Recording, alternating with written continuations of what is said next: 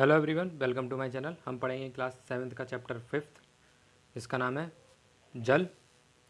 अभी इससे पहले हमने चैप्टर में देखा था स्थलमंडल, वायुमंडल, इन सब चीज़ को हमने पढ़ लिया है। अब हम देखते हैं जल। जल राशि होती हैं वह जिसके अंदर हमारा जल होता है, जैसे कि समुद्र हो गया, सागर हो गया, महासागर हो गए, नदी, झील, तालाब, ये हमारी क्या है, जल राशि कहलाती हैं। जल आपने देखा होगा, जब कभी घर पर सर्द ऋतु में पानी को गर्म किया जाता है तो जल वाष्प होकर के एक ऊपर भी सतह पर जाता है। जैसे कि आपने ये पानी को गर्म किया, इधर से निकल के ये ऊपर की तरफ जाता है तो यहाँ पर ये वाष्पित होकर के इकट्ठा हो जाता है ना। इसी तरह से हमारे जलाशय से भी जल वाष्पित होकर के ऊपर आकाश की तरफ जाता है। हमारे सभी जलाशयों से जल वाष्पित होकर के आकाश की तरफ जाता है तो ये क्या करते हैं, ऊपर बादल बना लेते हैं। यहाँ कुछ इस तरीके से बादल बना लेते हैं। ये बादल पर एकत्रित होकर के ठंडा होना प्रारंभ कर देते हैं। ठंडे होकर प्रारंभ होने के बाद यह संघनित हो जाते हैं, मतलब इकट्ठे हो जाते हैं और यह बादल का रूप ले लेते हैं। जब यह अत्यधिक मात्रा में एकत्रित हो जाते हैं तो इकट्ठा होकर के अपना भार नहीं संभाल पाते, कुछ हवाओं के द्वारा ये वर्षा का रूप ले लेते हैं। जब ये पृथ्वी पर आते हैं तो यह वर्षा के रूप में हिमवृष्टि या सहिमवृष्टि। सहिमवृष्टि वह है जिसमें बर्फ़ के गोले के टाइप में कुछ छोटे छोटे आकार में होती है, उसको हम सहिमवृष्टि बोलते हैं। और यही प्रक्रिया लगातार चलती रहती है। जब जल पृथ्वी पर आया, पृथ्वी पर आने के बाद यह द्वारा से सूर्य के तप द्वारा वाष्पित हुआ। वाष्पित होने के बाद फिर से यह बादल का रूप ले लेता है और फिर यही वर्षा द्वारा पृथ्वी पर आता है। इस तरह के प्रक्रम को हम जल चक्र कहते हैं।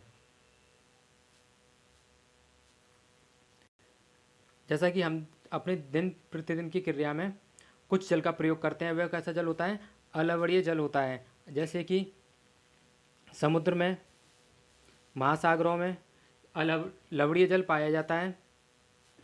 हिमनद में भी अलवणीय जल होता है, जिसको हम इस तरीके से समझ सकते हैं, पूरी तरह से वह पानी बर्फ़ का टुकड़े में नहीं बदलता है, उस पर कुछ परत बर्फ़ की जम जाती है, उसको हम हिमनद बोलते हैं। पृथ्वी का 2/3 भाग पर क्या है, जल। 2/3 भाग पर जल है। जैसे कि आप मान लीजिए कि आपके पास ये एक कोई चीज़ है, इसको हम 2 भागों में बांटते हैं। ये तो ये आधा हो गया, इस तरह से 2 आधे बराबर भाग हो गए। सेम इसी तरह से ये इसके 4 भाग हो गए।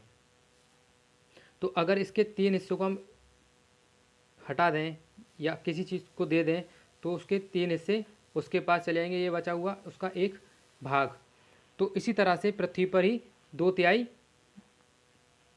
क्या है, जल है, बाकी का स्थल है। महासागर में जल इतना, भूमिगत जल, किसी भी सागर या महासागर में हम लवणता का मापन कैसे करते हैं कि 1000 ग्राम में उपस्थित लवणता। जैसे कि मान लीजिए कि किसी भी समुद्र से हमने लिया उसका जल, उसमें हमने नापा 1000 ग्राम जल लिया, उसमें उपस्थित लवण 3 ग्राम, 5 ग्राम, 10 ग्राम उपस्थित, उसकी लवणता उस सागर की लवणता कहलाएगी कि यह इतना लवणीय है। इजराइल का मृत सागर, जिसकी लवणता कितनी है, 340 ग्राम प्रति लीटर। 22 मार्च को विश्व जल दिवस के रूप में मनाया जाता है। अब इसके बाद देखते हैं महासागरीय परिसंचरण, तरंगें, ज्वार एवं धाराएं। महासागरीय परिसंचरण का मतलब है कि जिस तरह से समुद्र का जल किस गति में बह रहा है उसको हम तरंगें ज्वार और धाराओं में विभाजित अलग अलग करते हैं। समुद्र की सतह पर बहने वाली पवन द्वारा जो महासागरीय जल गति करता है उससे तरंगें उत्पन्न होती हैं। जब यही तरंगें अत्यधिक गति ले लेती हैं तो ये अलग अलग रूप ले लेती हैं। इससे की आती है सुनामी। ज्वार भाटा, ज्वार भाटा क्या है कि कुछ समुद्री तट पर, ये समुद्री तट, यहाँ समुद्री तट से जल का आना और इसी स्थिति में पीछे चले जाना, ये ज्वार भाटा की क्रिया कहलाती है। 15 मीटर से अधिक ऊंचाई पर जो धाराएं होती हैं समुद्र की जाती हैं उसको हम सुनामी का नाम देते हैं। सुनामी क्या है? एक जापानी भाषा का शब्द है जिसका अर्थ है पोताश्रय तरंगें। जब पोताश्रय वे क्या होते हैं? बंदरगाह जिसे हम बोलते हैं, जहाँ पर बड़े बड़े हमारे शिपमेंट जहाज जो एक देश से दूसरे देश के लिए सामान लेकर के जाते हैं, वह पोताश्रय उस जगह पर रुकते हैं तो उसको पोताश्रय बोला जाता है। ज्वार भाटा, देखिए ज्वार भाटा ये समुद्री तट यहाँ पर, और यही इसी तरीके से समुद्र का कोई जल आता है, यहाँ से जल आता है, ये इस तट पर आता है और इसी क्रिया के द्वारा चले जाता है। पीछे हटना और आगे आने की क्रिया को हम ज्वार भाटा कहते हैं। यह किसके द्वारा होता है? सूर्य और चंद्रमा की आकर्षण शक्ति के द्वारा होता है।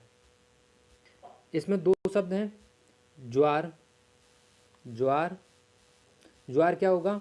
ज्वार वह क्रिया जिसमें समुद्र तट के बड़े हिस्से को डुबो देता है। ये तट पर चला जाता है तो ये इस तट को डुबो देता है, उसको हम ज्वार कहते हैं। और वह क्रिया जिससे जल पीछे हट जाता है, यही जब पीछे हट जाता है जल तो इसको हम भाटा बोलते हैं। दोनों क्रिया मिलकर के ज्वार भाटा कहलाती हैं। पृथ्वी, चंद्रमा, सूर्य जब एक स्थिति में होते हैं उस समय अधिक उच्च ज्वार आते हैं। इसी तरह जब पृथ्वी और सूर्य का गुरुत्वाकर्षण बल विपरीत दिशा में होता है उस समय निम्न ज्वार आते हैं। इसके बाद आता है हमारा महासागरीय धाराएं। महासागरीय धाराएं क्या होती हैं? ये एक निश्चित दिशा में नियमित रूप से बहने वाली धाराएं महासागरीय धाराएं होती हैं। यह होती है सर्द और गर्म दोनों तरह की धाराएं होती हैं। यहाँ भूमध्य रेखा पर जो धाराएं बहती हैं वह गर्म होती हैं और जो ध्रुवों पर बहती हैं वह शीत होती हैं। जैसे कि ये देखिए, ये पैसिफिक है, ये क्या है? गर्म धाराएं। और अंटार्कटिक है, ये हमारी सर्द धाराएं हैं। गल्फ स्ट्रीम गर्म धाराएं और उधर लैब्राडोर भी ठंडी धाराएं हैं। इस वीडियो में इतना ही। वीडियो अच्छी लगे तो लाइक, शेयर और सब्सक्राइब करें।